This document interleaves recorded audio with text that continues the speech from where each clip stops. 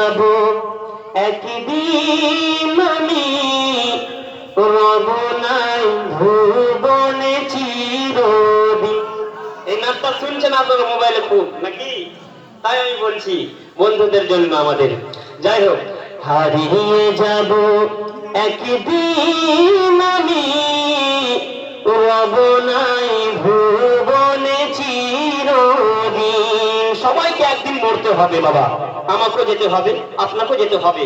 সেজন্য আপনারা সবাই নিজেই, যে যার সাথে আপনার সম্পর্ক আলাদা রয়েছে, দুশ্মনী থাকে, তো মাপ চেয়ে নিতে হবে। হ্যাঁ, মাপ চাওয়া এটা হাদিস থেকে সাবিত রয়েছে। হ্যাঁ, ক্ষমা করা ব্যক্তি বেশি সব থেকে আল্লাহর কাছে প্রিয়। বলুন সুবহানাল্লাহ।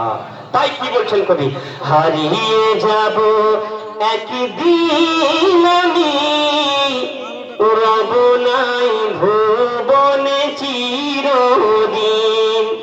হারিয়ে যাব একদিন আমি, রব নাই ভুবনে চিরদিন।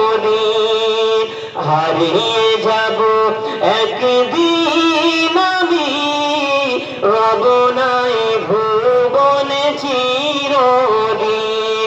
ক্ষমা করে দিও তোমরা আমায়, ক্ষমা করে দিও তোমরা আমায়, ভুল করে থাকি যদি কোনদিন। হারিয়ে যাব একদিন আমি, রব নাই ভুবনে চিরদিন। যখন আপনার ইন্তিকাল হয়ে যাবেন, তো তখন কি করতে হয়? কবরস্থানে নিয়ে যেতে হয়, হয়তো। তাই কবি কি বলছেন, বাস বাগানে বা গোরস্থানে হয়তো দেবে মোরে কবর। বলুন সুবহানাল্লাহ। এই ছন্দটা মা বোনদের জন্য। বাস বাগানে বা গোরস্থানে হয়তো দেবে মোরে কবর। তোমরা আমায় যাবে ভুলে, রাখবে জানি, রাখবে না জানি কোনো খবর।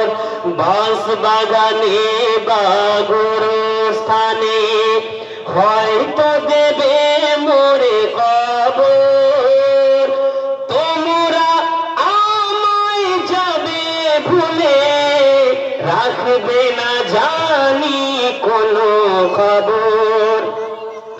আরে পড়বে কি মনে আমার কথা, পড়বে কি মনে আমার কথা, ফেলবে কি অসুর কোনদিন।